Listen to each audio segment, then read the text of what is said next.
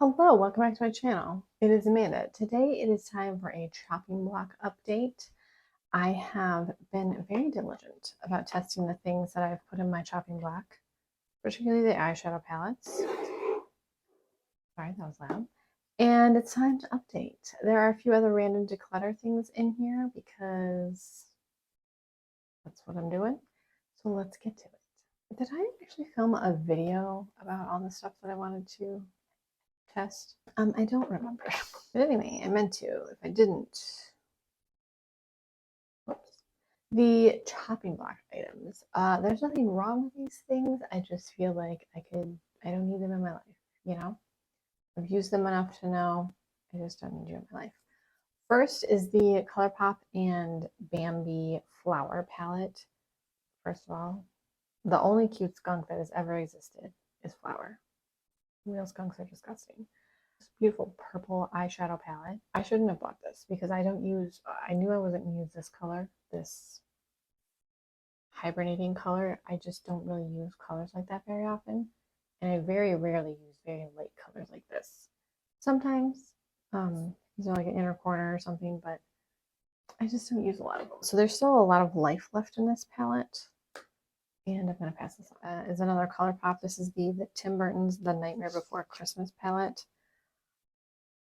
Whenever I use this, I only use like these 3 shades. And that's just not enough to warrant keeping. I don't even know if I've used the orange or this pink or this pink or this gray. I don't need it. I'm going to pass it on. Next, we have one that is kind of sad because of the packaging. And also this was the first thing that, and they've done, what is happening here? One of the first and few things that Urban Decay has ever sent me as PR, which was like so exciting to get PR from Urban Decay. So that is the Stone Vibes palette. The packaging is 50 out of 10, exquisite. And then the shadows are actually really pretty themselves, but because they are cream shades, let me take this brush out here. The 4 on the end are like a satin finish, and then the 8 in the middle are creamy shades. They're kind of starting to dry out, which makes sense because they're not terribly airtight. So I think I'm actually going to throw this palette away because it's not going to perform. I might like put it in my makeup history box or something because it's so pretty. It's such a fun palette to get from everything. But I'm removing it from my collection. Whatever I end up doing with it, I'm not going to use it anymore. Let's talk about 2 things that I'm keeping. The first is the Collab Palette Pro eyeshadow in After Hours. I don't think Collab is around anymore, but man, I love this palette. Every time I use it, I'm like, why was I even thinking of getting rid of this? I love green eyeshadow. I like the grays in here. And this like taupey color. I don't really use the black, but I never use the black. And I don't really use the white, but that's okay.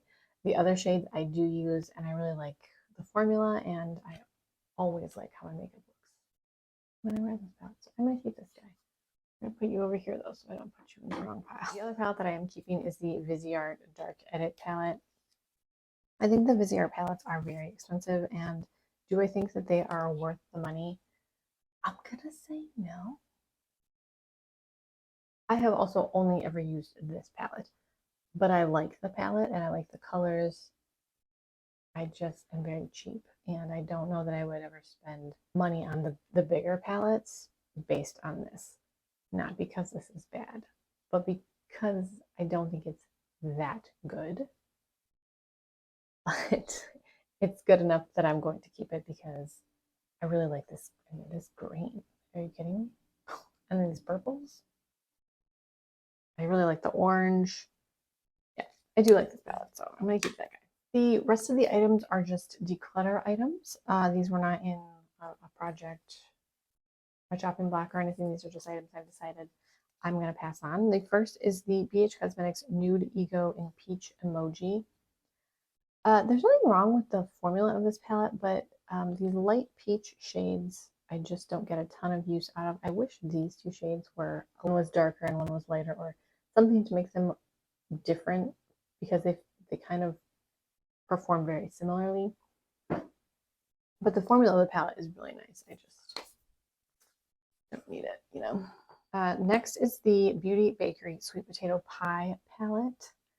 And I use this, honestly, I only used this one time, and I just didn't love the formula. The shades seemed kind of dry.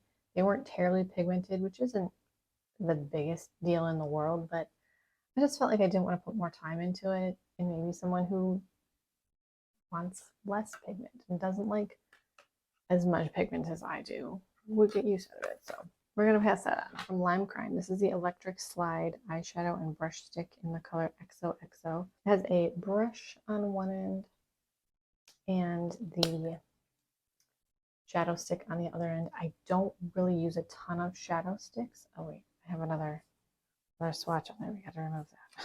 I don't use my shadow sticks very often. The color is really pretty and the formula seems nice, but I can just pass it on. I just don't need these, you know. The brush idea is cool. We have an eyeliner from ColourPop. This is one of the cream gel liners in Puppy, and this is such a cool color.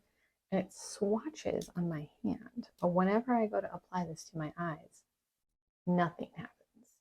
So I'm not trying to shove an eyeliner on my eyes, but look how cool that color is. But it's not creamy at all. Cream gel liner. No. I'm gonna just throw this away because it's not worth it. We have a lip crayon from Laura Geller. This is the Love Me Matte Lip Crayon in Plum Affair. The lid came off in transit. I've actually never used this. This is very dark, and I'm also just like not really a lip crayon person. Also, this color is just not for me, you know.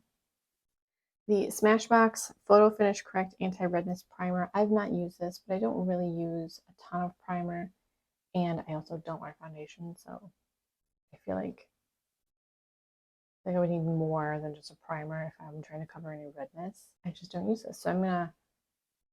Is this still sealed? This is still sealed. I might just don't. I'm gonna donate this somewhere because I just don't use it. We have a perfume. This is from. Oh, that smells good though. Why am I using this?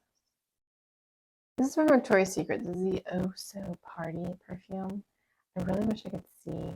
It's a very heavy bottle, but I can't tell how much is in here because the bottle itself is heavy.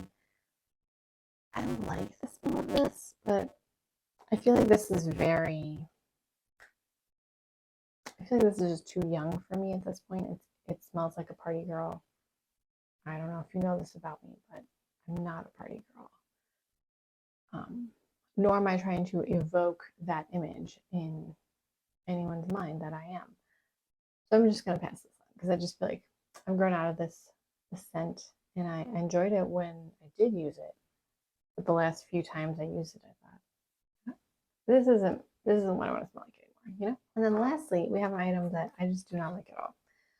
And I feel really bad because it was sent as PR, but what are you going to do? This is from Salon Perfect. This is the One Step Gel Pen in the color Flashing Lights. So it's like their flash reflective polish, but in a pen, which is a great idea. It says that you don't need, it says it's one step. So like you don't need a top coat for it, but you absolutely do because this is a textured polish. You need a top coat for this. When you apply it, it's just very messy to apply. It's much easier to just apply the nail polish and use the top coat versus squeezing the mess out of the tube because it's textured, it's thicker. It doesn't apply to the sides of your, you know, all over your nail like you would want a nail polish to apply. And it also feels very thick in comparison to the regular Flashing Lights regular nail polish. So I did not love this. I don't think I don't know what I would do with this, but I did not like this, and I probably would not recommend a textured nail polish pen. I love the idea of a nail polish pen. That's super convenient.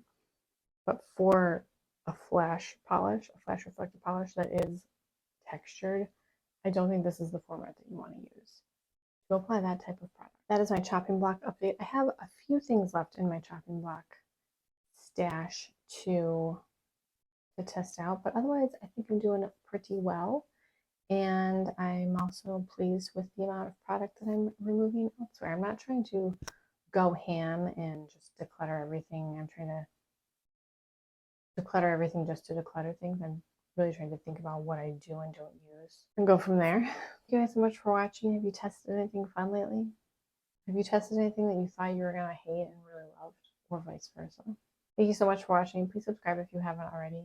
Be sure to give this video a thumbs up. I will talk to you in my next